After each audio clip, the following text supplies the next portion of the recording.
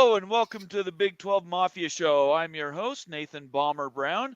With me are my partners in crime and also partners on this show. That would be Immaculate View and Moen Show. How you guys doing tonight? Good. Good. Okay. And Immaculate, how are you feeling? Suddenly overwhelmed. I will say it's been a very quiet day and wasn't quite sure what we'd be talking about tonight. And then all of a sudden it came down to a decision. What do we talk about out of all the different things to talk about? So, right. A bunch of news popped later in the day that we're going to jump right into. Obviously, we don't have a ton of games to preview for this coming weekend, but bowl season is upon us. So we might briefly just talk about a couple of the games that are coming up. I don't have those in front of me, so hopefully, Moen, you have those listed that we could talk about a little bit later, Moen.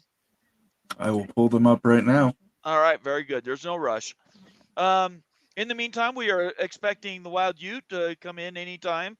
He always has family and work responsibilities on Fridays, but since we've sort of taken this night over as our own, Fridays are going to be something that we're going to call a regular show now. It's no longer going to be a special. And let's quickly review what those new times are going to be for the week. We're going to be a Tuesday night and a Wednesday night. We're going to always have a show, and usually that's probably going to be right around this time, about 8 o'clock Eastern. And then we're planning a Friday show every week that's going to start at we're an hour earlier now, which is 7 o'clock Eastern. And those three shows are going to be pretty much standbys. On top of those, there's going to be Moen. And what do you want to call those? They're called Moen After Dark. Is that right? Yes, Moen After Dark. And what dates are you going to plan on doing those shows, Moen? It's still to be determined. It'll probably be Sunday or Monday. Okay. And then there's always shows that we can add ad hoc if there's new news that breaks, other things that happen. It just happened to be that we had a show tonight, but if we didn't, we might have done a show anyway because some of the news that broke late this afternoon was important enough that we want to bring it to you. And it really matters to us that you guys are getting that up-to-date information, and we care very much to pass that on to you as quickly as we can. Before we get started, let's quickly take care of some business. First of all, I'd like to ask everybody to subscribe to the show if you're new. Hit that subscribe button on YouTube, and then follow us all on Twitter. Every one of our names is under our picture, and we invite everybody to follow us on Twitter. Become a part of the Big 12 Mafia family. And this family is becoming a lot more stratified. It's going to be a very formal. We used this last football season as sort of a testing ground for some of the things that we like. And then we're going to have improvements. There's going to be additional services we're going to provide. We're going to add more services to our paying customers, the people that pay to be members of the show. And then we're going to add more content. And we're looking forward to doing all that in the off season.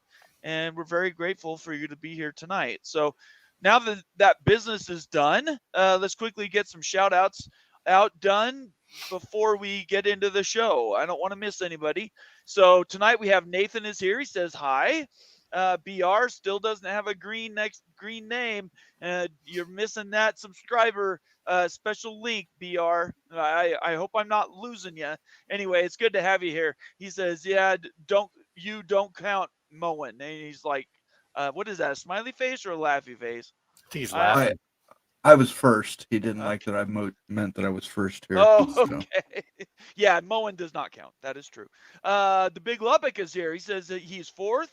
And he has a note here. He says Texas Tech is ranked 6th in the transfer portal ranking. That's something we do need to start tracking. In fact, I'm kind of disappointed in myself that I don't already have that pulled up. Immaculate, while I'm going through this, would you mind looking that up? See what the rankings are for the NIL transfer portal. See if you can find that. Hopefully you can. If you can't, we'll get back to it on a different day. But that's a great idea. That's something we should start tracking as we go through the off season. Daniel Gygax is here. Seen Daniel very active on Twitter the last few days. Daniel says, "There's Waldo," so we know there's Waldo is in Moen's show. Good to have that hat in the building. I like that a lot. BR says, "Who's the cat in the hat?" Sergeant Pickles is here early. Good to have Sergeant Pickles here. He's a paid member of the show. He says, "Good evening, all. Coming to you from God's country, east of the Cascades." East of the Cascades is where I'm from. So I'm not sure how far out you are, Pickles, from the Tri-Cities, or certainly down off the Columbia. You'll have to tell me where you're at, but it is all God's country up there in Washington State. Casting for Chrome is here, another one of our paid members. He says, "Howdy." Becky, go Huskies. Good to have you here, Becky. Says, "Good evening, everyone." I haven't ordered my Husky shirt yet. I will have our jersey before the bowl game, but that's coming. I just don't want Becky to think I've dropped that, because her and Pickles have said they're going to give me some money to buy that, and I take that very seriously. The Wild Utes here, by the way, everybody. Hey. I don't know if everybody saw him pop in. How's it going? Good, good. Just quickly getting some hellos out before we jump into some of these news items tonight. Happy Friday. Happy Friday is right.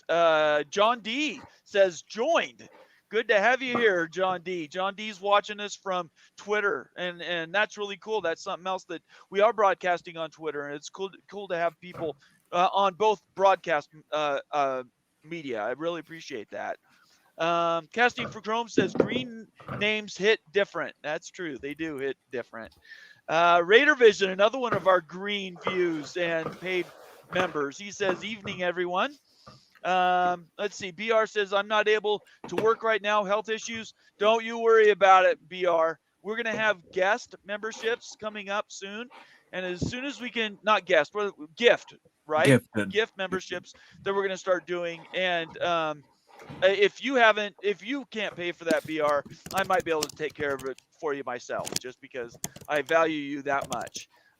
Daniel Gygax says, "Still extremely early to get a good ranking in the transfer portal." I don't know if it's too early. It's always good to start off well.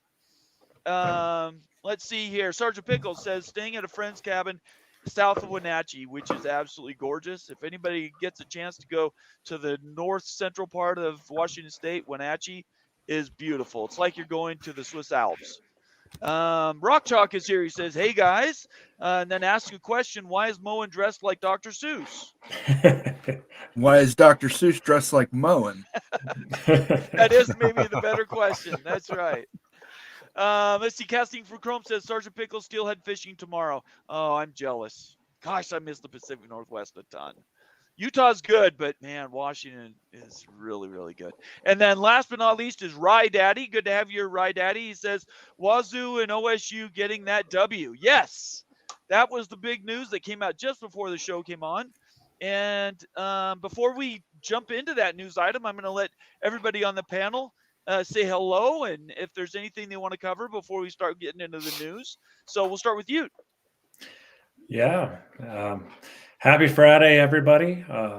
Been deep into some research on my end. Gone ultra dorky mode here. So did some research on a target ACC school that we can take a look at in the lens of Brett Yormark and his expansion criteria, the main items that he likes to focus on. So that's what I've been doing for the last couple hours and stuff. So if there's an opportunity, I'd love to break that out and show that to everybody, that analysis that I put together to get a good idea to see if an ACC target is a good fit for the Big 12 from the Big 12's perspective. So there's a lot of other thing to talk about in news items and everything, but get ready for some analysis.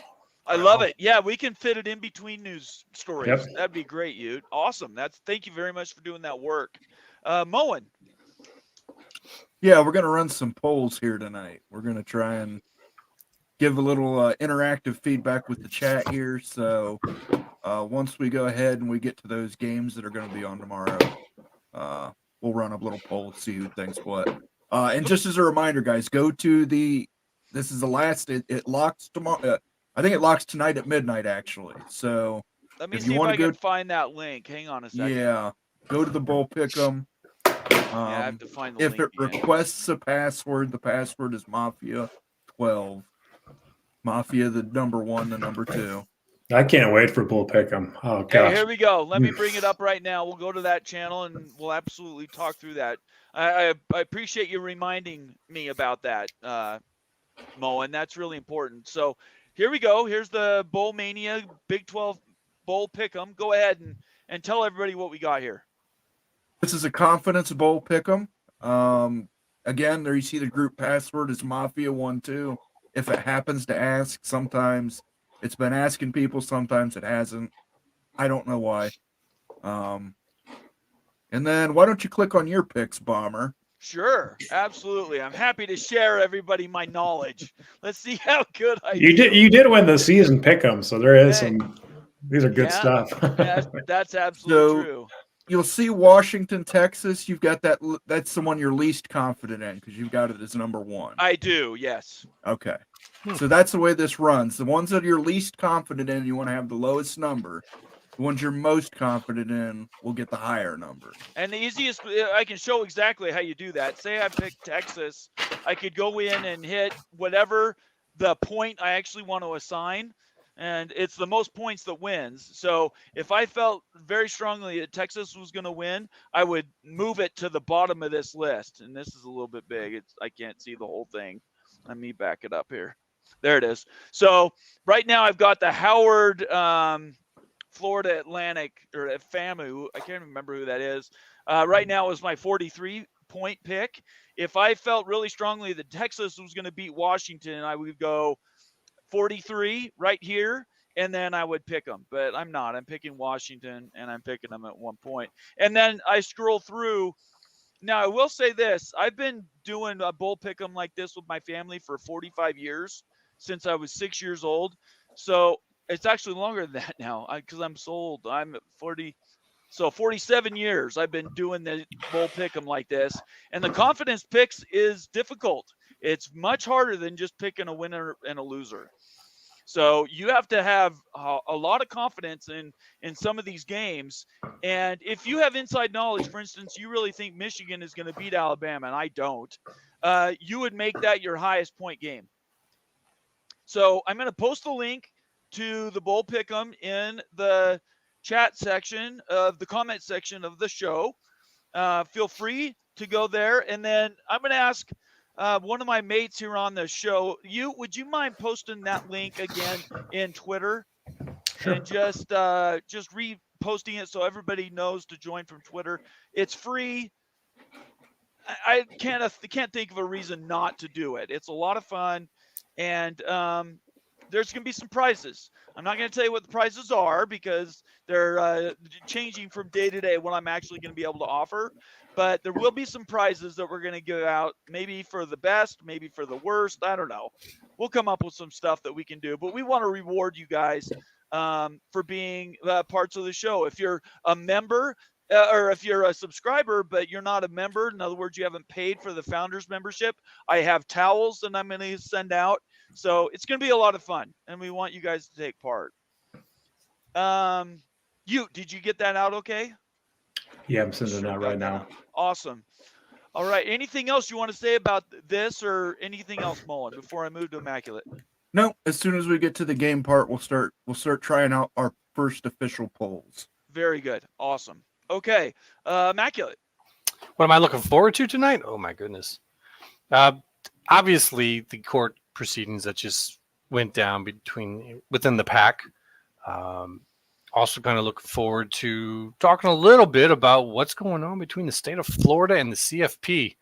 There was a bit of comedy that happened today while masquerading as serious business. So I'm kind of looking forward to those. I'm also looking forward now to seeing what Oots got for us.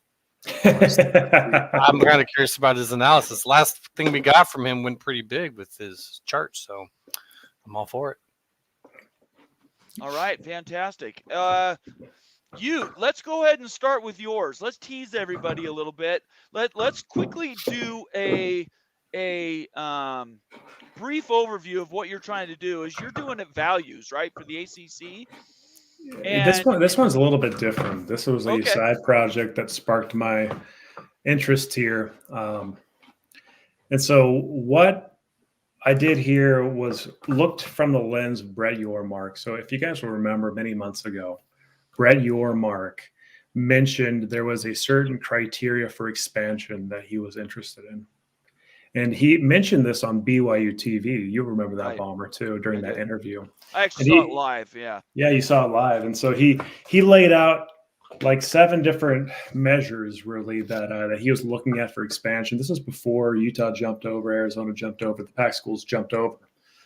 I still think those apply, 100% apply. Although he hasn't spoke about the ACC scenario, I think that we can apply his thinking with the Pac schools to ACC schools as well, to see from the Big 12's perspective. So this isn't from the target ACC schools or from like the Pac-2 schools or anybody else's perspective. This is from the Big 12's perspective. Is the subject school a fit or not? Make sense? That's the lens. We're looking at the Big 12 lens. That's where the analysis came in.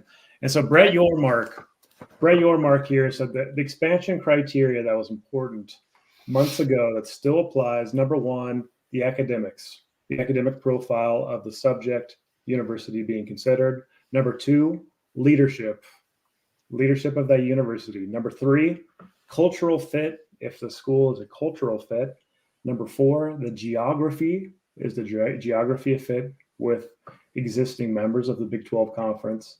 The next one, sports success. Sports, so really in football primarily, and also in basketball really, and other sports too, but what kind of sports success do they bring to the table? And the last one is the brand upside. Is there brand upside? Is there growth potential with the brand? So from that lens. Do you think that one's actually number 5, or do you think that might actually be rated a little bit higher in that? If he mentioned those in that order, right? I think brand you nailed it. Brand's got to be one at the top, right? Maybe okay. maybe I was going to say, like, yeah. if this is the exact order, then there's not much difference between them if brand is at 5th. Yeah, I mean, like, I think brand has got to be number 1 or 2. I think brand is. Look how many people think Miami's involved in. That's all basically they have is brand. Yeah, right. I guarantee you, brand is number 1. So here, I'm going to try to share my screen. I put this into a Google sheet right here, a Google Doc. Okay. Let's see if we can get this going on. And I just finished this, guys.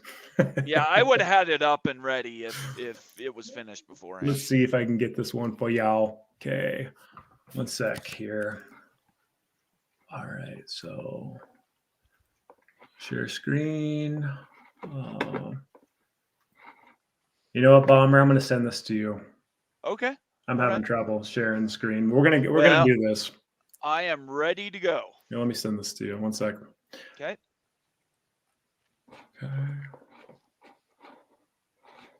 How are you sending it to me?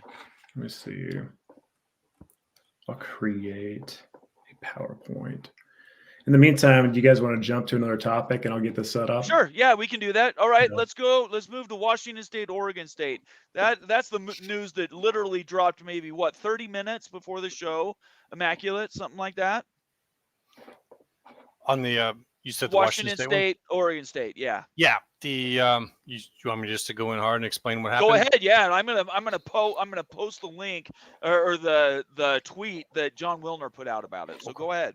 Well, the state Supreme Court in the state of Washington took their look at this. Now, this wasn't like a full official review. They were just looking back in their own private chambers or whatever to decide whether they wanted to actually have a full-on review or if they wanted to pass it down to an appellate court and make them look at it. But they decided neither. They decided this wasn't even worth a review, and they threw it straight out. So, which is safe to say not what the 10 expected, and quite frankly, not what I expected. I still thought that the 2 would win, but man, for them to throw this out, I think that the judge from the Superior Court knew it was going to go here, and he made that stipulation with this in mind, so that way, they wouldn't throw it out as unjust because there's a limiter, shall we say. But Becky says they did debate. Yeah, but on whether to have like an official proceedings on it. Like they debated in the back. Like it's a review of whether to review. I guess, terminology is kind of goofy. Right. And she's right. It was talked about. They were in the back, but they decided not to have like an official proceeding of however that works. She probably knows better how that works at that Supreme Court than I would. But this was to decide upon whether they were going to review it or an appellate court or no one. And they chose no one. And what that means is that the original ruling that was done by that Superior Court judge in small Washington, town, some in Eastern Washington. I can't remember the name of the town. It was an interesting one. And the idea that ruling was just is the only thing that they were really talking about in this ruling at the Supreme Court. So now we know a couple things. We know that nothing is going to change until they get to the end of this next season, unless the schools that are currently there, the other 10, decide to sue and countersue them because they're saying that Washington State and Oregon State are not acting in good faith anymore. They're going past what the judge gave them permission to do, essentially. Yeah, I think their step of doing that would be to simply go back to that judge, because he left it open to them if they ever felt like something was being done harmfully to them. Right. And remember, there's a difference between doing harm and just doing something you don't like. Like with the vote that we were talking about on the payout. Right, and that's the one let me bring up that page go ahead. now. So this is where the payments for the departing schools, they blocked those payments. Mm-hmm. And how someone phrases this matters. But basically what happened is during the temporary restraining order, the Superior Court judge put in play that they would need unanimous decision to get anything passed by the board. And it was all 12 schools. When they took this to the Supreme Court for the stay, the 10, I do believe, even requested in that to keep that TRO in place to not stay that as well, so that way they could do business. And what happened then was they put this vote up for payouts with that in place. So it had to be a unanimous vote to pass. So they blocked those payments by not voting for it. Like, it wasn't like someone might look at that and say, oh, those two are abusing the power given them by the Superior Court. It's like, no, this isn't what the Superior Court gave them. This was just the temporary that ended up becoming a little more long-term because of the appeal. So they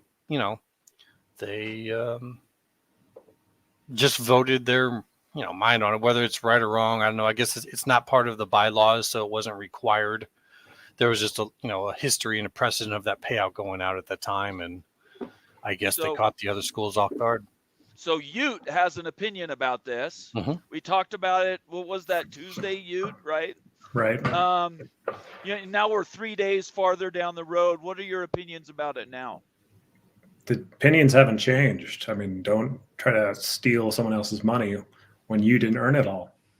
It's that simple. Like, I mean, if you want to prorate a portion of it away for future liabilities or legal issues, that's fine with me, but don't take every dime. I mean, let's face it, like the Pac-12, the Pac-2 conference, Oregon State and Wazoo did not earn every dollar that's should have been dispersed. Right. And so I think that needs to go to the schools who earned it, and it needs to go to the current conference members that are under contract here. Now, didn't we talk about possibly putting that money into what was it, Moen? Escrow account. An escrow, yeah. And you liked that idea. I don't like that idea, actually. I think that a portion of the fund should go into escrow. Okay. Because, I mean, these schools have budgets. They have to pay people too. I mean, like the University of Utah, the University of Arizona State, they have salaries they have to pay and stuff, and they're dependent on the money they're expecting to receive. And all of a sudden, if it's just cut off and thrown into an escrow account, it puts them in a pickle. And so at least disperse a portion of that funds to the schools and then set the rest up in an escrow account. Like, don't do every dime. Put schools in a bad position. Was that an option? I'm not familiar enough with this. I wasn't here for the show. No. Yeah, we were stuck in Because I don't disagree with you what you're saying. I'm just curious if they had the option to, like, whittle with it, or if it was like an all or nothing vote and that's it. I mean, like, what's the end game here? Like, because it seems like it's a little bit more from like Oregon State and Washington State's perspective. Like, they're trying to, get a hold of all these funds, and like to try to benefit themselves. That's what it seems like, right? So I posted the link in the comment section. Everybody can go to this article. I believe this article, is The Athletic. So I would encourage everybody to go read, get educated on it. I also posted that link in our alternate chat, Immaculate, so you have access to it. And go ahead.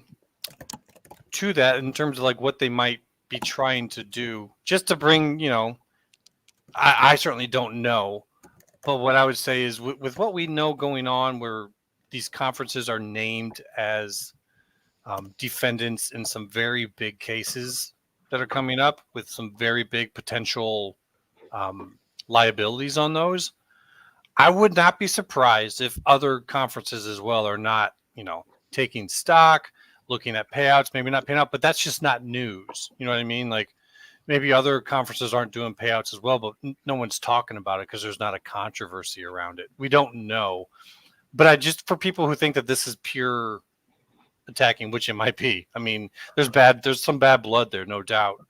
But it also might be if they are actually going to have to keep this conference alive, they're looking at having to deal with that even after the other 10 are gone. So just a little devil's advocate there. It might be for good reason, or I think the thought is they don't want to pay any money out, because once they pay it out, they'll never get it back potentially. And there's these outstanding lawsuits that are against the whole conference and each individual school. So it was premature to make these payments. That's what the article said. That's what the news was reported. So, and I'm not putting a value on that. I don't have a dog in the hunt. Ute and Becky and Pickles and Eugene, all these people are Pac-12 fans. And so I think everybody's opinion has merit. I just don't know that there's any way that you can separate the need from the want at this point. I can't think of another way to do it outside of putting the money in escrow or someplace where it won't, get chipped away at. So you guys don't think that if there was a lawsuit after the fact to sue the schools for any type of liabilities that are incurred in the PAC, that wouldn't go through, that wouldn't be legitimate?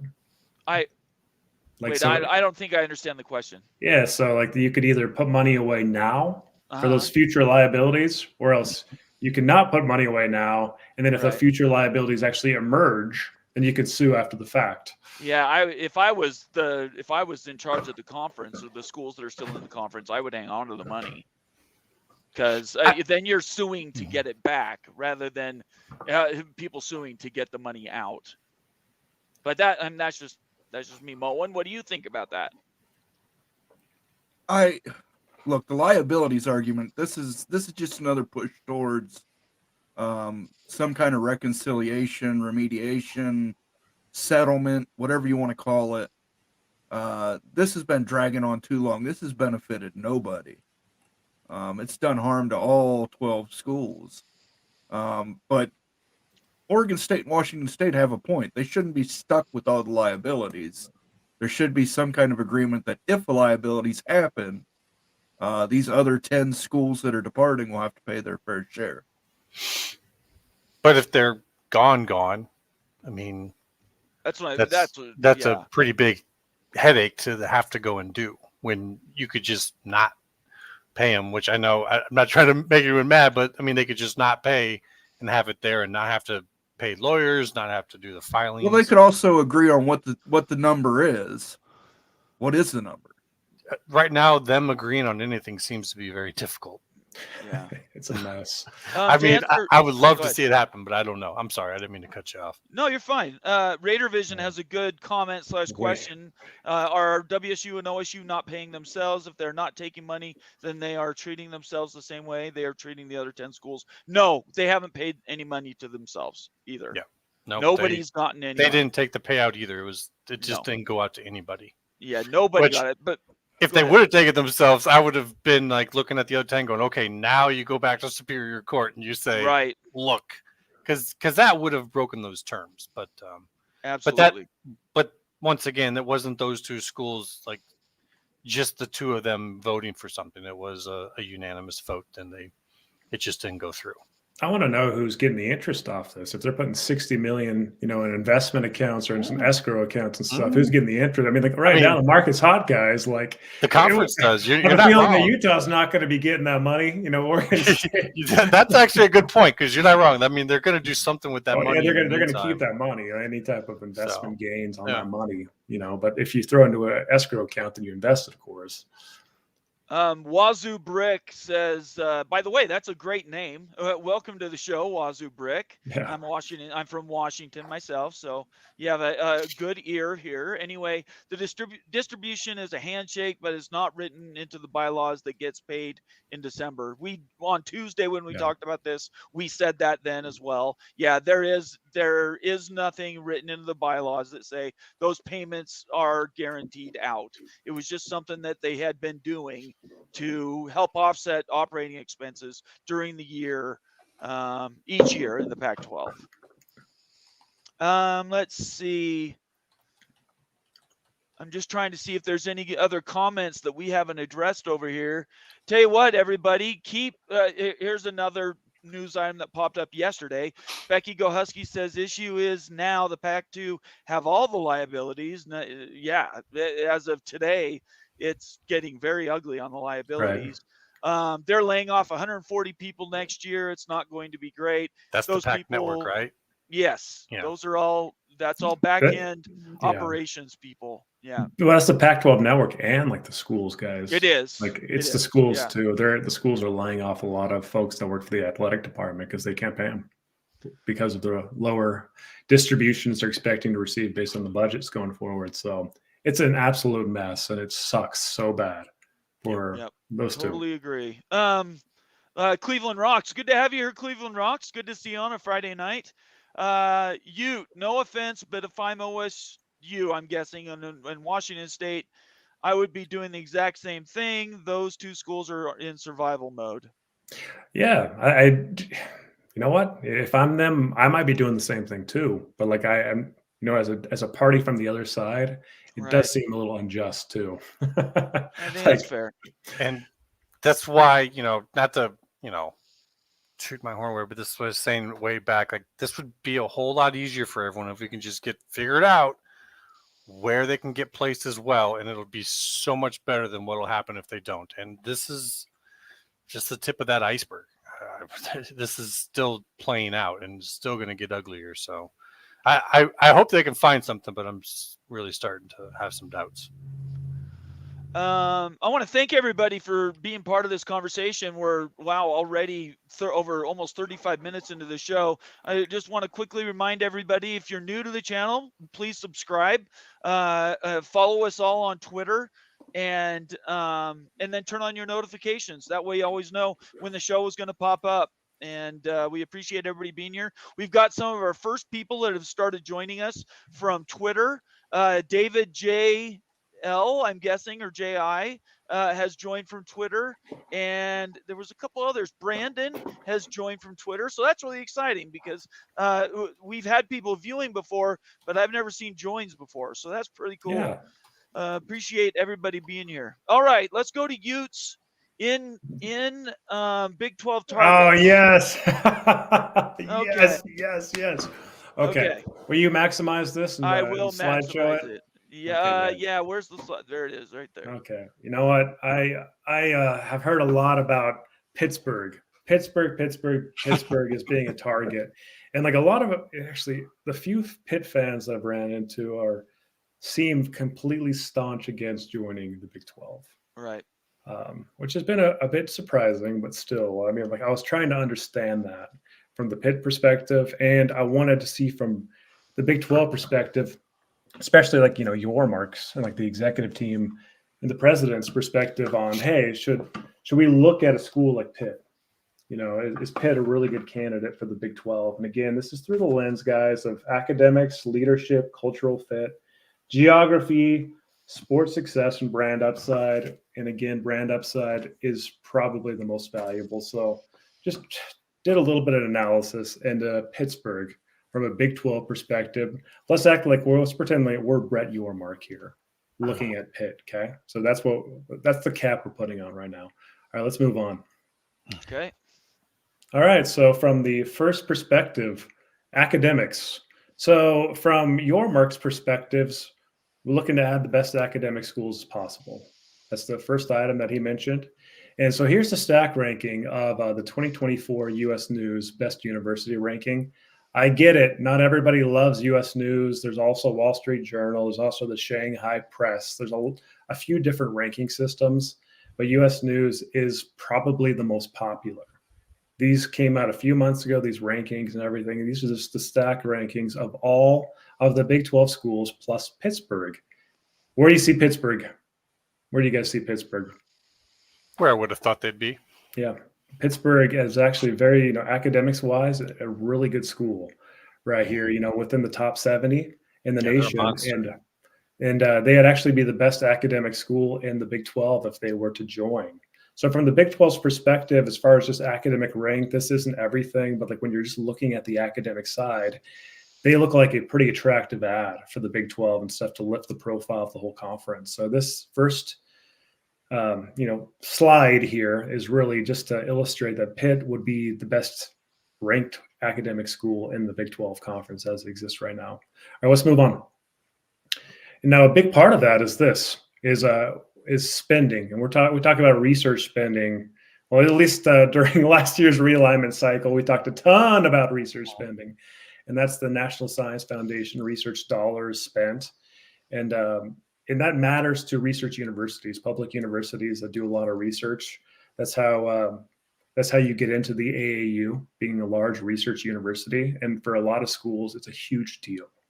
Not to every school. Private schools don't care as much about research as public schools, but you can see here that Pittsburgh is a research powerhouse, and really Arizona State, Utah, not slouches or anything, but Pittsburgh is a very good research university. I was just going to point that out on the side, if you didn't mind. It was like, if you take out Pitt and you look at this, Arizona State, Utah, and Colorado are 4 of the top 5.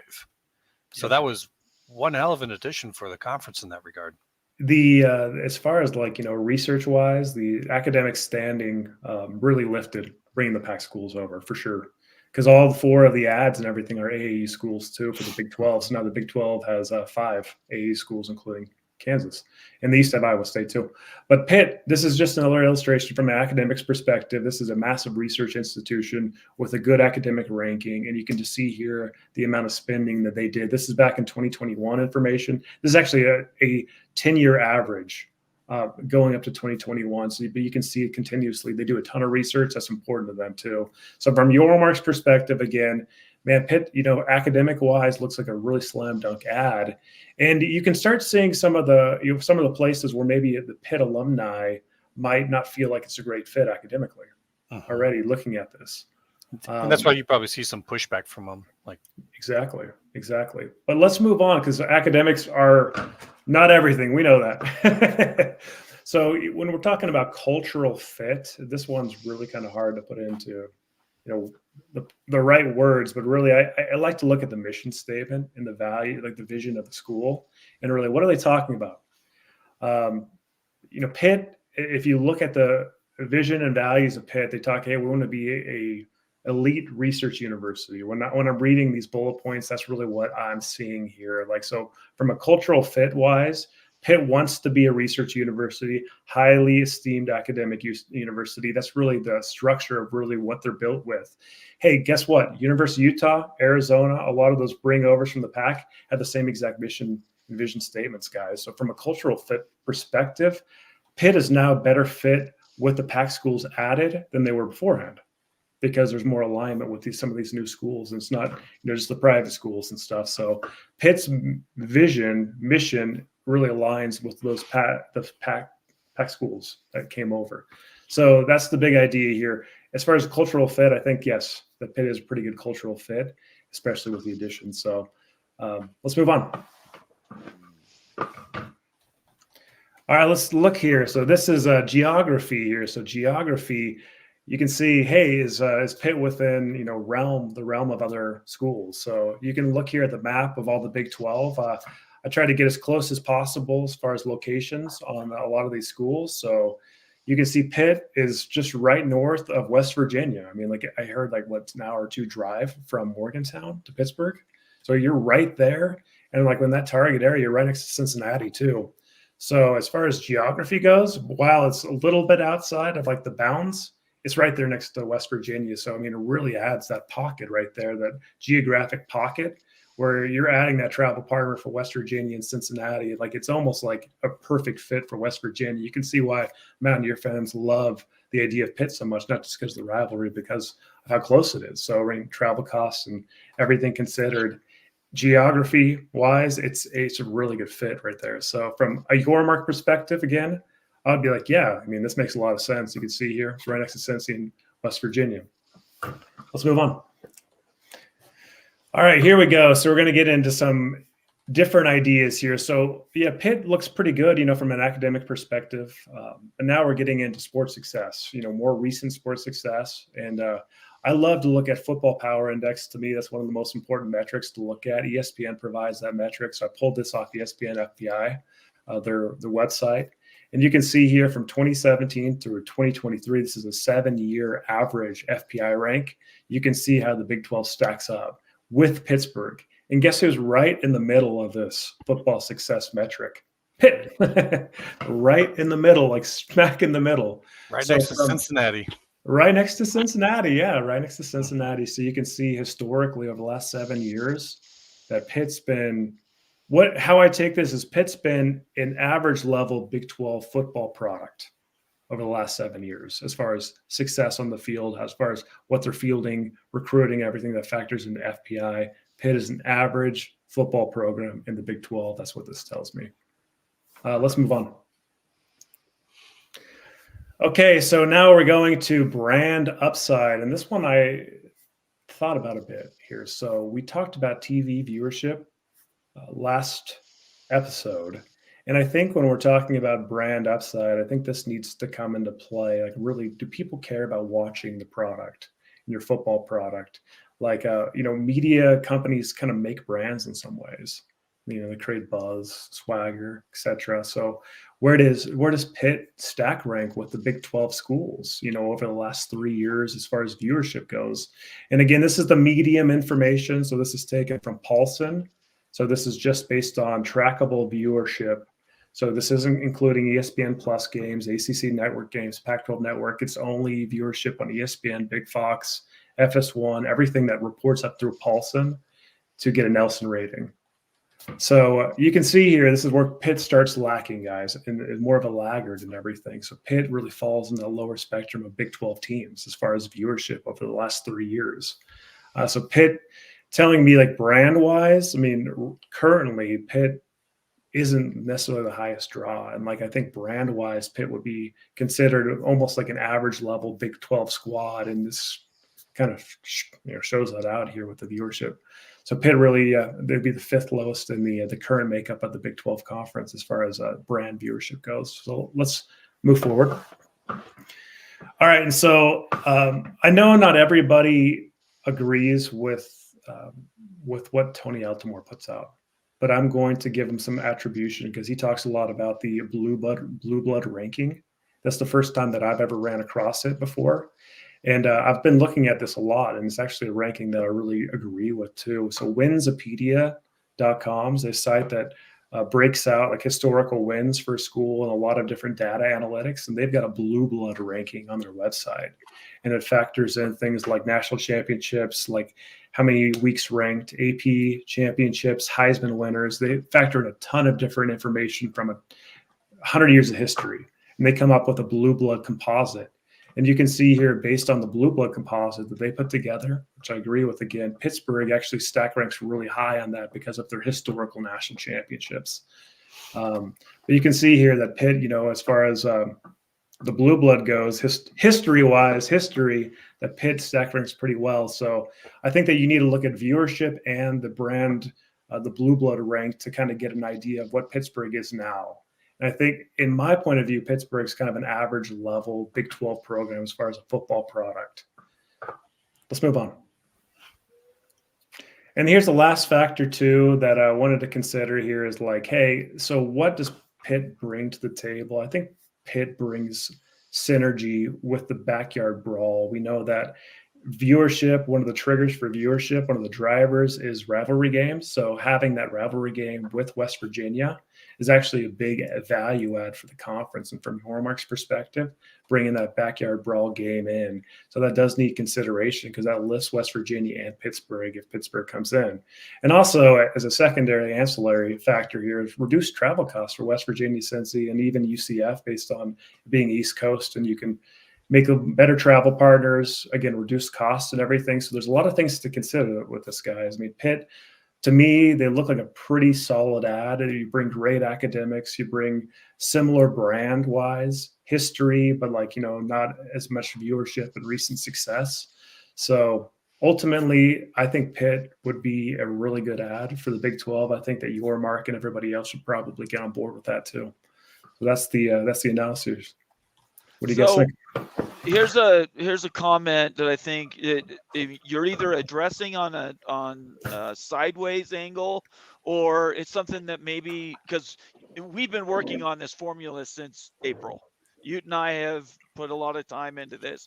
Ute has done years of data collection. A lot of the data that you've seen out there presented by other people is actually Ute's product. So anybody who's questioning the way he goes about getting his data doesn't know what they're talking about. But this is something that I don't know how you'd measure it, but it seems like it could be powerful if you could. He says a variable that can't be measured is fan loyalty.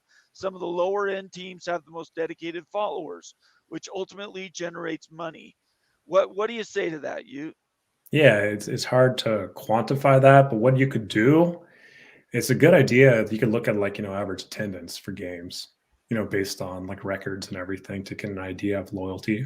And just from an observational standpoint, I mean, Pitt doesn't typically sell out its football games, right? And like coupling that with its viewership, lower viewership, I would say that the fan loyalty is pretty low. Honestly, it wouldn't be necessarily high and stuff based on those factors, in my opinion. Like you could also look at merchandise sales, and to kind of get an idea for that brand. There's a lot that can go into it. There's no perfect way to do it. It's still the it factor too. Maybe it's like the eyeball test to its brand, but that's definitely one way is to look at stadium capacity and selling out games when you're good and bad. Do we have access to the dollars made for like jerseys and hats and all that stuff? Is there a way? Is that publicly knowledge or no?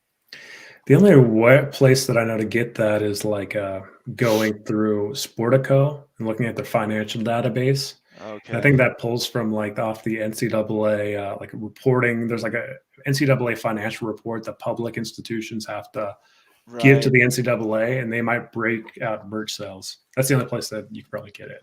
There's a problem with that in that a lot of the schools, BYU, for instance, doesn't share a lot of that data. So that's something that we ought to put out there as a caveat. There is some of the data that is normally accessible to schools, public schools, that simply couldn't be put into some of these analysis because it's not publicly tradable information. So we definitely want to declare that, let everybody know that all this information is in a vacuum and there's some information that we simply couldn't take in on it. Sure. Immaculate or Moen, any comments or another presentation that's amazing? Excellent. Yeah, I thought it was great. There was times when I'm like, I know we were trying to get through and get to the stuff. I was like, I wanted to ask him questions. So I'd love if we revisit that in the future. Well, you can if you want to. Go ahead. Oh, I don't know how much you want to put into that with everything else going on, but I found myself looking at like the one part where it was like the ratings, and I do think that changes quite a bit if they join the Big 12. Do you think that's going to lift the ratings? Joining? Yes. Yeah, because you'd have some real local rivals. I'm considering if this was to happen, Pitt's not coming alone. They're coming with Louisville, at least. So, the Louisville, Pitt, Cincinnati, West Virginia, that's like the northeasternmost quadrant of the Big 12. So, you're kind of the representatives of the Northeast and a whole bunch of area up there. So I think that they draw in more viewership there than they do in the ACC, my personal opinion. I don't think their stadium hurts them quite as much if they're playing against local teams, because then people are going to come travel and help fill it up versus, there's really not that much of that in the ACC, surprisingly. There's no one really that's close. You would think that there would be, but there's really not. Pittsburgh is closer to Ohio. Right. So it doesn't really fit in the ACC well, in my opinion. Moen, anything you want to, before we move on to the next thing, any comment? Muted, brother. Sorry. Still getting over this cold. I have a cough button. That's okay. What conclusion do you, just in your personal opinion, you've seen all the data. Yep. What do you think? I think they're an ad. I think Pitt's an ad. I was kind of sour on that actually a couple days ago before I started jumping into the other data, because I looked at the viewership. I'm like, gosh, that's not going to help the Big 12 at all, right, as far as the media contracts go. And honestly, I'm not sure that's going to help from like a financial aspect, but the other Pitt's academics are a lift for the whole conference. There's more than just like, TV revenue money and stuff. So I think that offsets, there's a lot of different offsets that Pitt brings. Plus with the backyard brawl, I think just bringing that in conference and having that rivalry game too kind of gets you there. So I think Pitt is an ad. I'm sure they probably get, 100% revenue distribution day one too. And the pro rata for $32 million, I think it justifies that. Yeah. And chat seems to agree with you. It's 100% slam dunk for the Big 12 to target Pitt as an expansion target. It's going to be interesting though. Like other schools, like a Louisville, guys, like everyone kind of thinks that they're like a shoe-in, but like I don't know, guys. Like I haven't looked at that yet, but I don't think they're going to stack rank nearly as well as Pitt did. In what regard? In like academics wise, no, and also like blue blood wise, like what kind of history do they have in the program and everything. So I think they might stack a little higher. Especially, it depends upon how far back you go. Basketball wise, they've been down, but they're there. Football wise, they're pretty good. One thing I would look at is facilities. Louisville kind of gets overlooked because of the name. I consider it basically to be like a Kentucky State. It's as good as anyone else out there. Certainly a better stadium situation than Pitt has. I think it's a no-brainer for the Big 12 personally. And you're not wrong though, but there are some reasons why if Pitt is lagging behind them in some regards, you ignore that, because if you get Pitt in your conference, just like how the SEC likes to point to academic ads, Big 12 will too. They pointed at you guys as for coming in as an academic ad. So if you guys are, obviously Pitt is too. So I think that like this is a good way to look at who the Big 12 might be targeting as the top targets too. Like maybe Pitt's like one of the top 3, top 2, number 1 target. But when you look at each school individually and everything, what they bring to the table, you get a lot of information with that. So that's what Euromark's thinking. That's what the presidents are thinking from the Big 12's perspective. From Pitt's perspective, it's going to look different, right? Like if they want to join the Big 12, they're forced to, right? It's a completely different mindset. But we're talking from the Big 12's perspective. Yeah. So go ahead. Oh, sorry. I was just saying, I kind of think of Pitt and Utah as kind of similar in regards to, how should I put this nicely? They would end up being like you guys in like a reluctant, but once they make the decision, they'd be into it. Does that make sense? Like, absolutely. It wasn't something Utah wanted, but once you make the decision, it's like, okay, we're in, and this is our thing now. We're gonna do well. And I don't think that Big 12 folks should take that personally if they're getting that from Pitt folks. Like the people at the top, when they're doing business talks, that they're not going to be talking like that to each other. So, and we are, I think, Immaculate, you just said it would be nice to see what Louisville's number is and some of these others. We're going to break those down. Nice. Those are coming. It just takes time to get through them.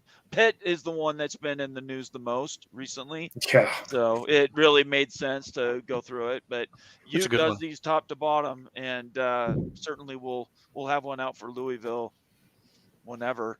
I actually have to go in a couple minutes, so I know Moen wants to run a poll. Ute, are you signed in on admin so that you I can run am. the show? Okay. Yep. All right. So I'm going to be here for Moen's poll, and then I'm probably going to take off for the night. So, Moen, you wanted to run a poll. I've got the poll back up. Let me bring up the page. Which game did you want me to go to? Well, let me take a look here and see what games we have on tomorrow, because tomorrow officially kicks off bowl season. The first game is Georgia Southern Eagles, Ohio Bobcats. Right here. And So- Georgia Southern is actually favored by 2.5 points. And everyone's going to Ohio. Huh. Because it's funny because Ohio's 9-3, Georgia Southern's 6-6. So it's interesting that Georgia Southern's favored when we're looking at the picks. Most people are going for Georgia Southern, which is interesting. Or sorry, most the people Sun are going Belt's for Ohio. The Sun Belt's gotten tough. That's what's really hard about this is ranking what a 9-3 in the MAC is equivalent to a 6-6 in the Sun Belt. Right. Sun Belt was very, very well balanced. So that's a some of those are very tough picks to figure out. All right, the poll's up. We'll see what people say. Okay, so where did you put that poll at, Moen? So It's in the everybody knows where to look. YouTube chat. You can't see it in StreamYard, Nate. Oh, okay. All right. I'm going to check that out, see if it's out there here. While he's doing that, I'm going to bring up. We've had a couple. It works great. Daniel Gygax has given us a super chat, $1.99. Thank you, Daniel. It says, and I can't read those symbols. Pitt, let's go Mountaineers. Yes, Ash. So, Eat something, okay. Pitt. Eat? I can't. My picture doesn't show. Oh I'm yeah, not sure what I'm so there's looking at. a certain I'll saying say it. Oh, I'll say ahead, it. Moen. It's eat shit, Pitt. Oh, okay. All right. Thank you. That's right. I appreciate it. Okay, and what's the next game? Well, let's You end this wanted to poll do. here real quick. Oh yeah, go ahead. I'm sorry. Georgia Southern won with 62%. 62%. So Yep. we'll have to see.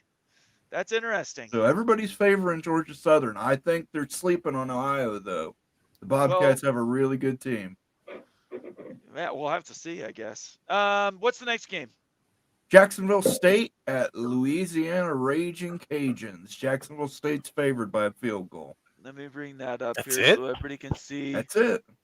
Jacksonville State. There's 42 bowl games. There's 44 bowl games. It's insane. Let's see here. I'm getting close. I've got to be getting close. Let's see. Tennessee. I'm really not sure what to think State. about these bowl games with so many players not going to be on their teams via Uh, portal leaving, and it's going to be interesting to see how this plays out. Jacksonville State. Here it is. Okay.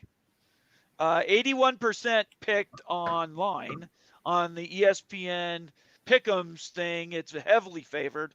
I picked them because I don't know anything about Louisiana. I'm going if for no Jacksonville other State. reason. Absolutely.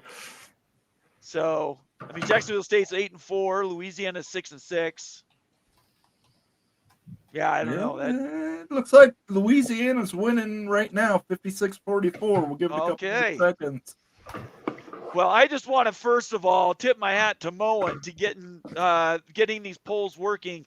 We've wanted to do polls for a really long time. I was just an idiot, didn't know how to do it. So Moen stepping up and figuring out how to do these polls is really awesome. I'm going to turn this over to you guys. We've got so many people in the chat that we've never had before, and I want to call attention to all these people that are joining from Twitter. It's like all of a sudden the roof has come off on Twitter. Tom Stoley joined. Webby B joined. Let's see. There were a couple others. These went by so fast. Stephen Marion joined. I want to thank everybody who's joining from Twitter. That's a new distribution method for us. And it's great to have you guys here. Make sure everybody who's watching right now, subscribe to the YouTube channel and follow us on Twitter, and then turn on your notifications. Outside of that, guys, there's one other news item you guys were going to get to, and that was, let's see here, the John Wilner thing. What was the other one? Let's see. Oh, the Rick Scott, Florida State letter. Mm-hmm. And you really need to have it available to see. Yeah. You guys can't. None of you guys can display from your computers. I can't. I'm not an amend on this. I think it would be you to do that. So. Can you? Do you know? Can you display, Moen? I cannot. I'm not signed up. You're not. You guys Okay. be one of We're you the two. only ones that can do it. Yep. Well, let's quickly just run through this. My wife will give me a couple minutes. So this is a letter. Everybody knows that Rick Scott, the governor of Florida, sent out a letter basically demanding all of the communications. Senator, He used to be governor. Yeah. He was a governor, wasn't he? Okay. He was. So Yep. now senator, who means, now we're talking federal. He sent a letter basically asking for all communications that occurred during the time of the college football playoff game picks and the teams that were going to be competing. And he wanted to track down the phone calls, text messages, tweets, anything that these people might have, the 13 voters would have been discussing, to provide access and to deny Florida State from getting into the college football playoff. Well, we know that Bill Hancock is the president of the College Football Playoff Committee, and he replied directly. And let me bring up this article. I don't think I can try to make it a little bit bigger. That's about as good as I can do. Let me post a link to the tweet in the comment section so everybody can look that up. But basically what it says is, and I'm just going to paraphrase this, Dear Senator Scott, I am Bill Hancock. I love the way he started that. It's like he's telling him to sit down before anything else happens. I am Bill Hancock, Executive Director of the College Football Playoff. I am responding to your letter to Boo Corrigan, He says, knowing how busy you are, this is passive aggressive at the top. Knowing how busy you are, thank you very much for taking the time to write about college football. I know the decision to rank 4 teams above Florida State is disappointing to you and other Florida State supporters, and I'm happy to provide you with information about this decision. We have discussed the matter extensively with the media and have shared the factors that went into the committee's deliberations with college football fans through the media outlets. He says, the committee, which consists of 13 college football experts, including 7 people with experience coaching or playing football, and then he talks about the process has been going 10 years. Florida State was, of course, discussed extensively. He says, attached, please find the detailed protocol written by the conference commissioners, university presidents, and athletic directors who funded the college football playoff 11 years ago. The committee is bound to follow the rules set forth in this document. And then he mentions a few of the protocols. He says, the protocol requires the committee to take into consideration the unavailability of key players that may affect a team's performance during the postseason. Everybody knows what they're talking about there, right? They're talking about the quarterback for Florida State got hurt 3.5 weeks ago and was ruled out for the rest of the season. So one excuse that they're using is that quarterback couldn't play. Okay, so that's number one. Number two, it says Florida State's strength of schedule was not as strong as the 4 teams that were ranked ahead of them. As I'm sure you're aware, strength of schedule is a key metric the committee uses, If being undefeated without regard to a team's strength of schedule was part of our protocol, other universities with undefeated records would have routinely been considered, let me go to the second page, for the playoff. There have been 8, counting Florida State, undefeated teams that did not make the playoff. Well, this is the first year which a team from a so-called, I love that, so-called P5 conference strength of schedule remains a critical or crucial factor. So those are the only 2 things. He says, because the player was hurt and because their strength of schedule wasn't as great as it could have been, that's the reason they didn't get picked. And then I love how he closes here. He's talking down to everybody in this letter. Everyone in the committee understands the disappointment felt by Florida State fans. And I don't need to read the rest of it because he totally makes Florida State fans look like you're 5 years old. He's talking down to every one of you and everyone in the ACC. So I would leave this group, you guys, with that comment. And a discussion item is, what happens when basically a team that goes out and does everything they can that's in a big league gets shut out? What is the recourse? And are we seeing the first steps to an excuse for Florida State leaving the ACC? I'm going to drop that bomb. Well done. You guys with it. Heck yeah. Everybody have a great weekend. Definitely sign up for the college football pick'em. You guys will talk about that one last time before you sign off tonight. And then make sure you follow all of us on Twitter and become more of a permanent member of the Big 12 Mafia family and join as a paying member. Anyways, you guys have a great weekend. We'll talk to you soon, and peace out. See you, Bomber. Well, shoot. What do you guys think of that, though? Seriously, okay, so it's Florida State. As a Florida State fan, supporter, how do you take that letter?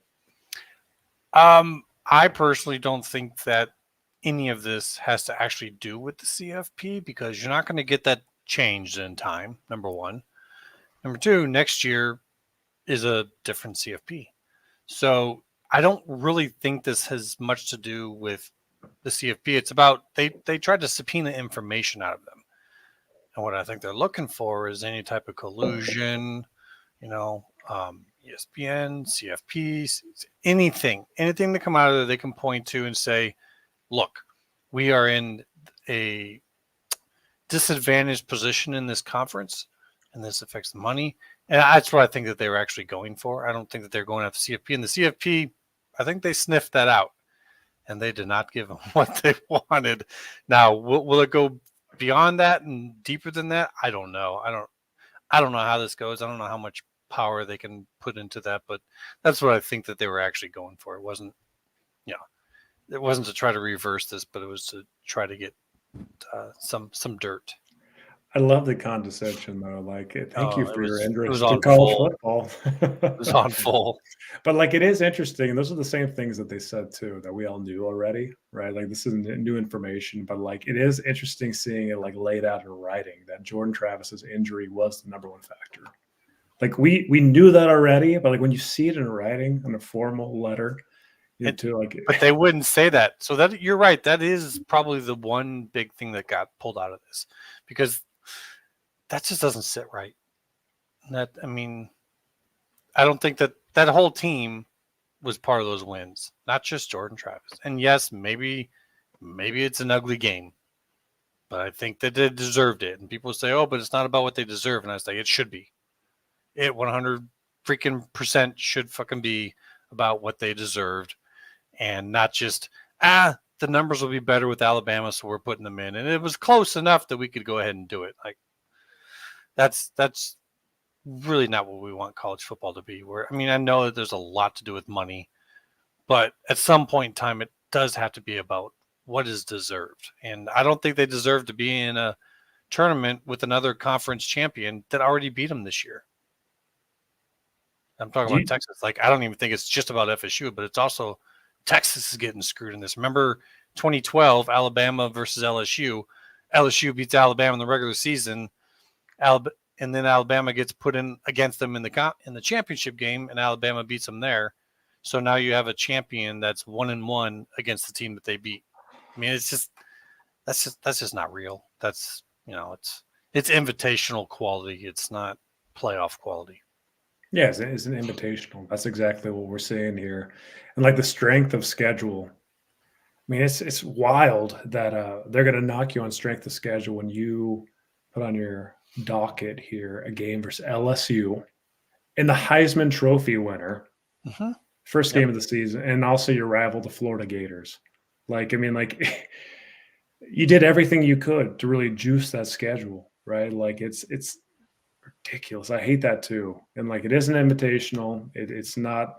It feels like we've migrated away from normal sport here, and like we're in some type of beauty pageant. We talked about this before, but that's exactly what's going on here, and that's exactly what's being said here. Like, oh well, your quarterback's hurt, so we're not going to put you in. Like, yeah, like oh, you got a pimple on your face, so all of a sudden you're not going to win the beauty pageant. Their defense looked great against Louisville. Like, I'm sorry, I think that matters. I think having a defense that has that many studs on it, that much talent, like from an Iowa fan who looks at defenses, that defense is pretty damn good. It's not as disciplined as an Iowa defense, but it is just full of studs, and they played their nuts off in that game. That's how it is, and that's who this hurts the most. For especially as the quarterback to know that your injury cost those guys a chance to play in this game.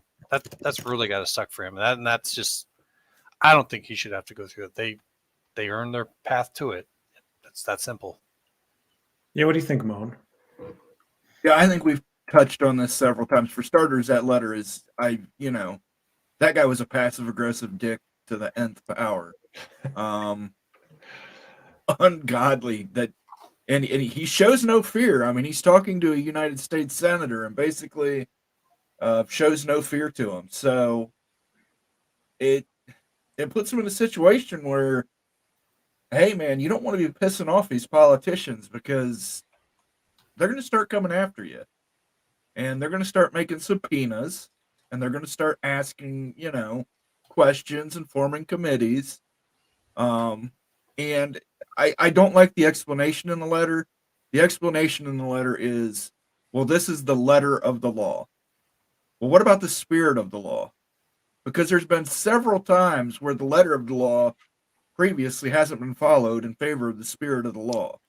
So this year it's the letter of the law. But what about the other 9 years previous that have been the spirit of the law, where teams like Ohio State got in with a third string quarterback, leapfrogging Baylor and TCU on the final weekend? I mean, there's plenty of examples. Ohio State not winning the Big Ten championship and getting in over Penn State, who did win the Big Ten championship, and then absolutely getting hammered by Clemson 31-0. So, I mean, what are we doing here? I know you can say it's not the foremost deserving, but it has been the last, so many years. And now it's suddenly, well, if a player gets hurt, well, players get hurt all the time. That Florida State defense is legit. I mean, you watched them against a good Louisville offense, and they basically shut them down.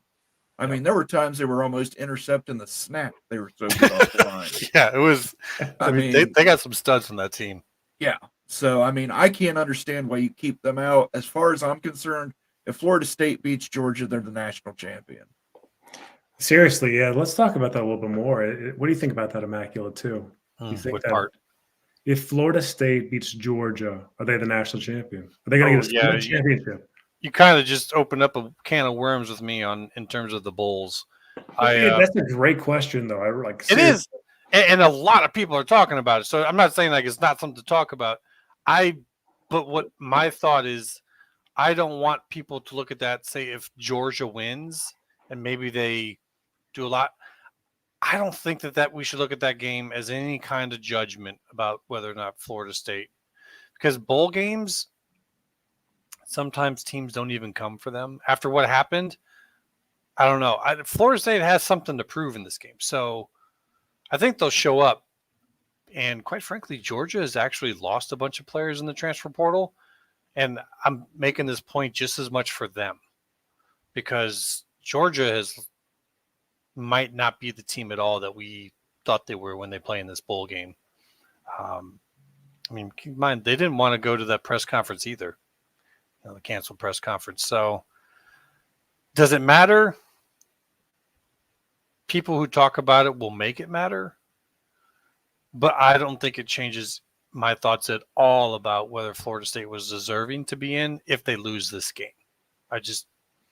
the bowl games, unfortunately, they've really been tarnished by the transfer portal, by guys deciding not to play if they're going to the NFL.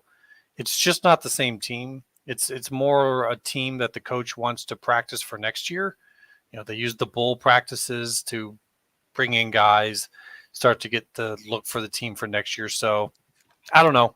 I guess I don't have a good answer for you, but I wouldn't use whatever happens there against Florida State or Georgia for that matter. It'll be interesting.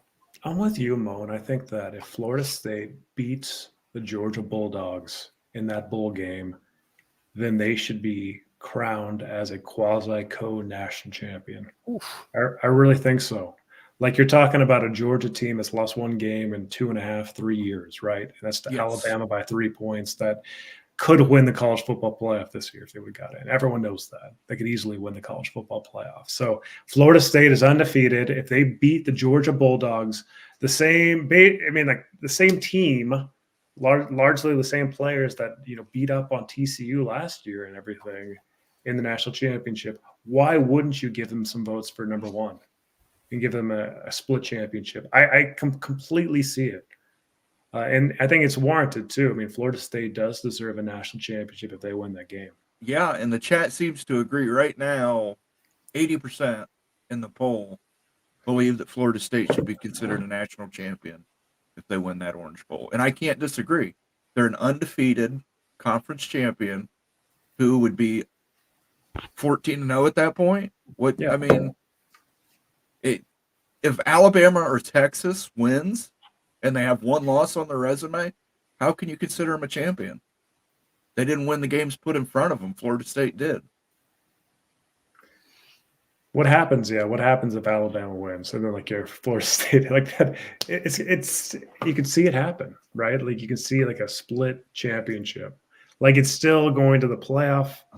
Most of the votes are going to go one direction. I mean, but I wonder how, like in history and stuff, Florida State could be considered a national championship this year. Well, they can by the AP poll voters can declare them as their national champion. And that's going to be the question: who's the real national champion? And we'll never know because they left them out of the playoffs. But yeah, I mean, and then you come down to who's the people's champion. I mean, do they raise a banner? I would raise a banner. I'd raise a banner, get my kids rings. Hey, we're national champions. Sure. And I don't give a shit what the CFP and Bill Hancock says. We played the teams put in front of us. They scheduled LSU in Florida. And I think they played Miami this year. I mean, what more can they do?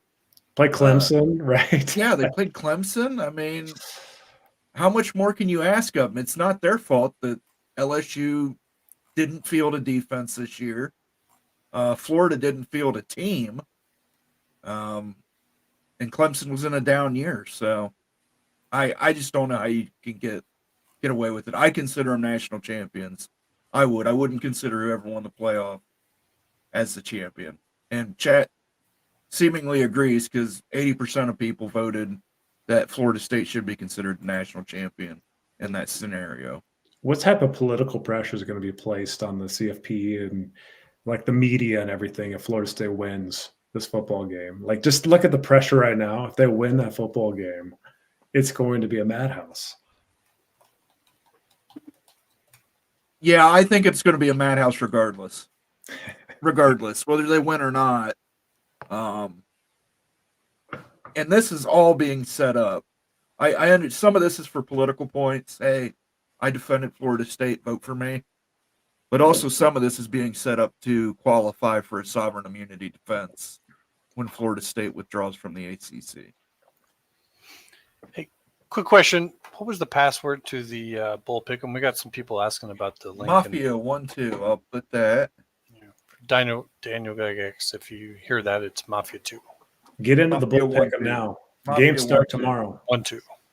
Mafia 1-2 password. You got the link games. for it? I tried to put it in there, but I guess it didn't work. Let me get the link right now. Link. Yeah, and we have to have those picks in, I think, by midnight tonight, guys. Midnight Eastern time. You got it for.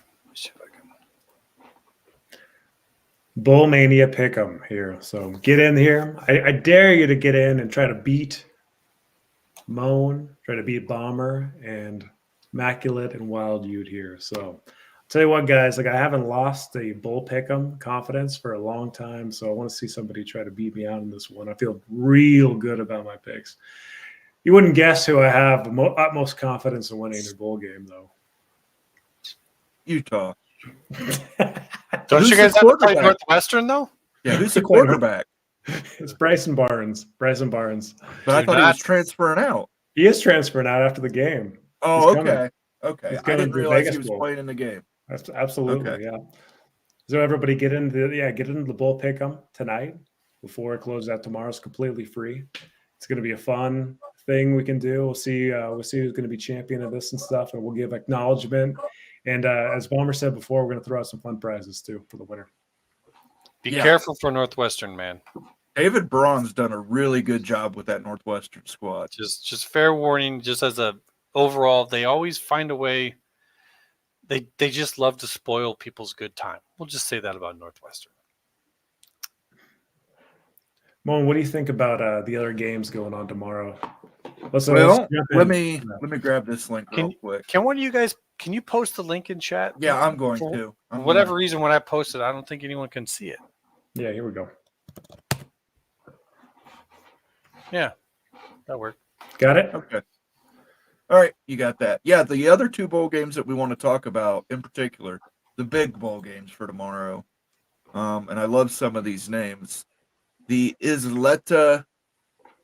I'm sorry. No, it's the Starco Brands LA Bowl with the UCLA Bruins squaring off against the Boise State Broncos. UCLA is favored in this by 5.5, despite losing their starting quarterback. Man, I'll tell you, some bowls are so hard to pick, with the quarterbacks jumping in the portal and stuff. Wow. Yeah, UCLA. They do have a solid defense. Boise State's got a solid squad too. I think Boise State's lost their quarterback as well. So it's just a mix of freaking madness right now to pick that game. But I think that despite Boise winning in a lot of big games, there's been enough turnover in Boise, and UCLA has their backs against the wall with Chip Kelly and all the pressure on Chip going into the Big Ten. But I feel pretty good about UCLA in this football game because of the defense that UCLA brings to the table versus Boise State. So we'll see what happens again because of the unpredictable nature of bowl games. But UCLA seems like a pretty strong pick. Yeah, and I just posted a link directly to the group, so everybody should have that. As soon as YouTube stops being a butthead, I will pin that comment to the top. But I hate that they put this new little heart icon in there. You can never see your 3 dots. So, but that'll take you right to it. Yeah. So the other game we want to take a look at is, I love this game, Radiance Technologies Independence Bowl. And I just remember when it was called the Independence Bowl. Right. The Cal Golden Bears square off. Someone's got to pay the bills. Yeah, Texas Red Raiders. Texas Tech Red Raiders. Gosh. Texas Tech is favored by 3.5. Oh my gosh. Yeah. Texas Tech needs to come through with a big win. Okay. So Texas Tech, what's been like they're supposed to be the sweetheart this year. You lost to Oregon. You struggled all year. You got bowl eligible. Come on, Red Raiders. Pull it out. Let's go Big 12. Come on. Let's go Red Raiders. That's what I'm saying. Here, this game is so unpredictable. Cal's got a good defense, good running game, but really a very beatable team in the Cal Berkeley Bears. But has Cal lost anybody? Cal hasn't lost a lot of talent. See, that you might be surprised who all of a sudden looks good when they've got their whole team, and the team they're going against is, kind of pockmarked. I know Cal, a linebacker from Cal, is not playing. He's visiting Ohio State this weekend. And I think Tyler Shuck, the starting quarterback for Texas Tech, is in the portal, so he's not in. So Tech's got a backup quarterback in. Cal looks like they've got most of the starting roster. and including a stud running back. Yeah. Cal's running game is really strong. Yeah, I might have to lean on Cal on this one a little bit, and that's weird to say, but I just think that they're more of their team is more complete, and that's going to mean a lot going into these bowl games. Yeah, I'm going to go Cal. I like Cal in that game. Let's take a look at some of the other It's games. weird to say. Tech should be running over Cal. Yeah. Tech should just be running over Cal, but they've got some holes in that squad for people leaving, moving, coming in. It's just we'll see. Maybe they're surprised, but Cal's going to this one pretty much everything in order. The other two bowl games, the Avocados from Mexico Cure Bowl. amazing. Yeah. Avocados. The MAC champion, Miami of Ohio, versus the Appalachian State Mountaineers. Appy State is favored by 6. Yeah, but doesn't Miami have are they losing their quarterback? Is he gone? No, I do not know that. I could not tell you. Because if they got their quarterback, I might lean on them. But App State likes to win. They care. They go into these games and they care. So there's always points for that in a bowl game. Give me the MAC team every day of the week. I love MAC. Okay. You love the MAC too much. Yeah. I love He's from MAC. Ohio. I know he's Ohio. Yeah, I know. It's the damn Michigan and Ohio conference. Yeah, give me Appy State. Give me Appy State in that game. What do you think the odds are of Northern Iowa ever joining that conference? It could happen. It could happen. They got Bowlesby there now as their AD. They fit. AD or president. I want that too. I think they could have a rivalry with Northern Illinois. bring in Missouri State, get them both, and then you have a rivalry in Northern Illinois. Yep. Hey, so we got a comment here from Glenn out in the Philippines. Hey, welcome in. What's going on, Glenn? Welcome in. Bowl season's upon us. Starts tomorrow. We've got 6 bowl games on the docket for tomorrow, Saturday. So it's a big day in the bowl pick'em where it's discussing here. So get in the bowl pick'em if you haven't jumped in. Yeah, I believe it's midnight tonight. It shuts it down, guys. So make sure you get in there, and make sure if you're confused about how to do a confidence pick, if you go back a little at the beginning of the show, we walked through on how to do a confidence pick 'em. Last game is the Isleta, New Mexico Bowl, which has New Mexico State against Slayer of Auburn. State. And New Mexico State is favored by 3.5. Oh yeah, I go Jerry Kill in New Mexico State the whole way. I mean they smoked Auburn. They can't win this one. What's going on? And they did pretty good against Liberty too. Yeah, I can't believe they got an invitation to the New Mexico Bowl. Seriously, but a home game? I mean, it is New Mexico. It's hard to get people to want to come there. So I might have to change my confidence level of games here. That might have to be my number one confident game. The home game for New Mexico. that's like the ultra home game. Yeah, I'm going to go New Mexico. I mean, that's ridiculous that they get to play. But then again, so UCLA is playing in the LA Bowl. So I'm assuming that's in LA as well. So, but the problem with UCLA is nobody cares, right? No, so like they're playing a home game, but it's not like they're going to bring any fans there. And they're playing Boise State, so I mean, people are like, "Oh yeah, let's go watch that one." Well, there'll be more Boise fans they're than probably UCLA not fans. playing in the Rose Bowl though. They might actually be playing in a stadium that they can fill. Yeah, I'm sure they're Probably playing SoFi. It'll probably be in SoFi Stadium. 14 Imagine people if there. that one is like half empty for this, and how weird that'll look, because that's a big, just huge stadium. If it's just empty and quiet, right? But I mean, with the lack of college football content right now, I can tell you, I'm actually excited to watch Boise State, UCLA, and Cal versus Texas Tech. Yeah, like what? That's a great segue into a conversation that we should have. Like, so bowl games that aren't college football playoff games, do they even make sense to play? Like, and I know Immaculate has some thoughts on this. I want to hear your thoughts on if bowl games should even exist anymore or into the future outside of college football playoff games or even New York six games. But like, your New Mexico Bowl, for example. Las Vegas Bowl, LA Bowl. What are your thoughts on that? I don't think they're going to go anywhere as long as they're able to actually make payouts. The day when they can't make payouts, when they can't make pay, they're going to start disappearing off the map. I think if we ever get to conference playoffs, which I know I'm a big advocate for, and there's nothing showing that yet. But if that ever happens, that is so many teams that probably won't want to be part of them, right? I mean, if you take, say, 6 teams out of your conference and you put them in a conference playoff, they're not also going to want to play a bowl game. And if you cut that right off the top, I'm sitting here wondering who's going to care, because what they're selling it on are the New Year's 6 bowl games, and then the rest are, you might watch, you might not. But if you cut that out, I wonder if the whole system can even work. I think that it's a tough sell to do away with bowl games.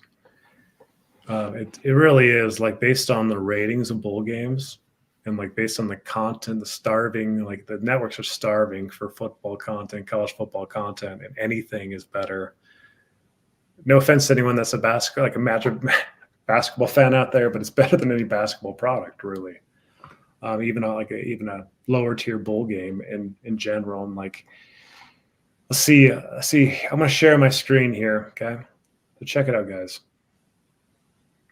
Are you with me here? Mm-hmm. Yep, we can see it. All right. So here we go. So 2022 college football TV ratings. Okay. Let's just take a look at bowl games. Okay. In the postseason, the college football world. This might be kind of hard. It might be small on some folks' screen, but I'm going to read off some games. Obviously, the CFP games get massive ratings, NFL type ratings, like for a good NFL game. Those ratings are probably going to get beat this year. Oh, I would imagine so. I think the numbers have gone up so much. I'm looking at these going, wow, they were actually that low. I mean, to not even hit a 10 for Georgia, Ohio State, that's wild. Yeah, you can see here Georgia, Ohio State got 22.45 million viewers. I mean, like, NFL games are getting anywhere from 15 to 30 million viewers for like the top end games. So you're getting like a quality NFL game and stuff for the semifinal, Georgia, Ohio State. But like, forget that. Let's go look at like the bowl games we're talking about. Okay, the LA Bowl last year pulled in 2.4 million viewers. Like, seriously, that 2.4 million viewer figure would be equivalent to the most watched regular season college basketball game, Duke, North Carolina in 2022. The LA Bowl, guys, Fresno State and Wazoo. And so you're looking at the ratings of these bowl games, BYU, SMU, 2 million viewers. Cincinnati, Louisville, almost 2 million viewers. All these games are getting, 1 million to 5 million viewers. And so from a network perspective, why the heck would you want to do away with any bowl game? It's a big value add. Well, we got to keep in mind, too, for these kids, a lot of these kids, it's a free trip. It's usually someplace nice, and you usually get a goodie bag that's got quite a bit of swag in it. I think last year they gave them all some super expensive headphones in the CFP semifinals.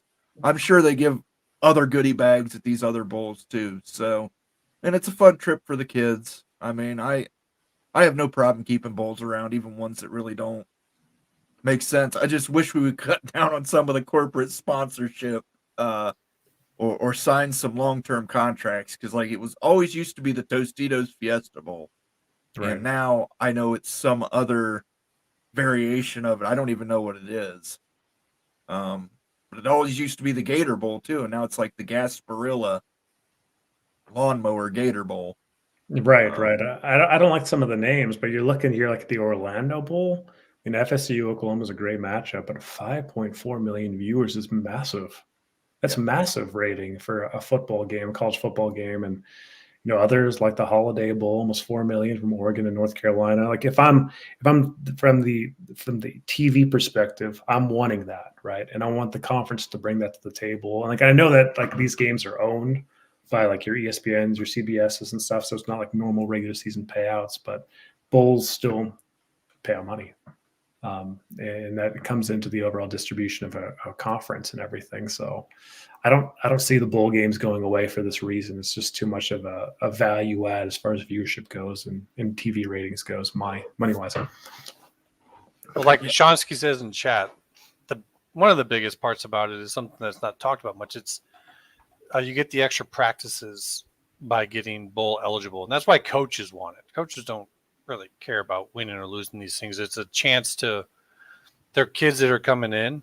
A lot of those practices are even after the portal, so you get a chance to try out your new guys, practice them together. It's an advantage for the next season, and so they're going to fight to keep this, which means universities, even if they're just breaking even on travel and how much they get paid, they'll probably keep going.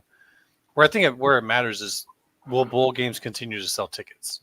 Because that's really where they make their money. They get a little bit from the networks, but those are individual deals. That's just you're not like a conference selling a whole lineup of games that gives you a lot of leverage. It's you got one game to sell to a conference or to a network. You're probably not getting that much. So if people stop going to those games and buying tickets, I think that you're going to start to see them disappear.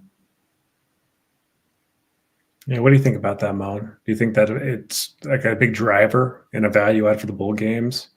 No, but I think we also got to keep in mind with the new transfer portal rules, some teams need this to figure out who their quarterback's going to be next year. Uh-huh.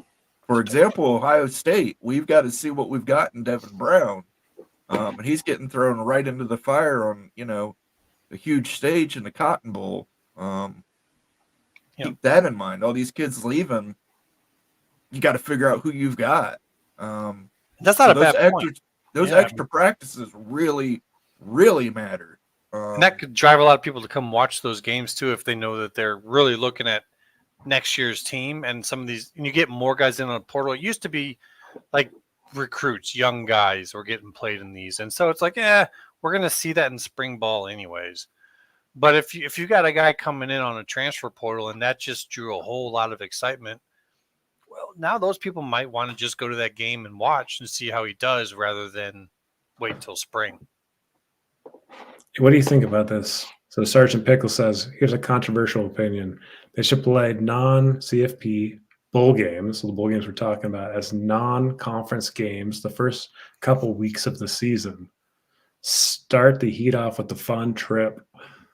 So rather than playing a bowl game at the end of the season, they got a non-conference game at the beginning of the season. That's kind of what they already do. It's just you're asking the ADs to not have a choice over who they play in their OOC, and you're basically letting the conference pick those for you. That's really kind of what that sounds like. So it's interesting, but I don't know if these schools, they may only end up having like 2 OOC games if they go to 10-game schedules. So asking the schools AD to give up complete control, that might be a hard sell. I think it's kind of a fun idea though, like scheduling a bowl game, like especially with the portal and everything going on. It'd be fun to play it as a non-conference game. Like it is an innovative idea. It's kind of a fun one. They could do invitationals like in week 0. And a football invitational. So that's really what a bowl game is. You're invited to go to it. So but if you're doing it in the beginning of the season, you really couldn't market it as a bowl game, but you could market it as an invitational. Just kind of like in basketball, they have invitational tournaments to start the season. That might be what Pickles is kind of getting the idea from. Do you think that could work though? Because like with football, with bye weeks scheduled at certain times of the year, and they're so essential and important for health, could you do that with an invitational? Would everyone just play the same amount of games, like in the losers bracket? It's just instead of scheduling your own OOC game at home or at away or whatever, it's some neutral site location signs 2 teams to come play in week 0 and pays you to do so. I mean, I don't know what kind of money is there, but I think there's probably, viewership in week 0. I think there was a good game, or in week 1. We'd have to look at that. I bet you could hit those numbers though. Think about that. Everyone's starved for football at that time, and you stick a a pretty good invitational game between two teams right there in that week one, and you pay them to kind of do it instead of having a cupcake, it's not that much difference from, say, Oregon when they were scheduling neutral games at like a field in Dallas against a team there. I mean, it's coming from an outside source offering to pay you to do it versus our AD and your AD coming together and then going and talking to the owner of this stadium. You know what I mean? It's just a different way that it comes about. And, if they had good money for it, I actually think that could happen. It'd be really fascinating actually having an invitational of like the Big 12 SEC or the Big 12 Big 10 invitational where you're grabbing two teams from each school, like each conference, and putting them in an invitational, and you're playing. The winners play the next week and the losers play the next week, and the home games and everything. That would be kind of an interesting, innovative idea that you could implement too. But that could be value add for any conference. Yeah. This will have to be a discussion. It'll have to be continued because we got to wrap it up here. Okay. Want to thank everybody for coming out to the Big 12 Mafia Fearless Friday Pick'em. We did a little bit of a rough pick'em today. Again, I've pinned that comment in the chat that gives you the direct link to the bowl pick'em game. The password is Mafia12. Mafia, the number 1, the number 2. We would suggest everybody join in. We're going to have some prizes for the winners. Actually, you'd suggested singing some fight songs, but I suggested that would be more appropriate for the losers. But I would like to say thank you again for everybody for coming out. If you could, before you leave, make sure you hit that like and subscribe button. That costs you nothing and does so much for us. Keeps us boosted in the algorithm. If you'd like to see some more exclusive content, we're working on exclusive content in our members section, so feel free to also join the members program if you so desire. With that, anything else from you? I'm excited for bowl season. We'll see what happens tomorrow. I'm hoping for Texas Tech to get a big win over UCLA. I've switched my allegiance here. No longer the Pac-12 and UCLA, and now it's Texas Tech and the Big 12. So let's go Red Raiders. Nice. All right, immaculate. Me, I'm actually looking forward to see what comes of this Pac situation.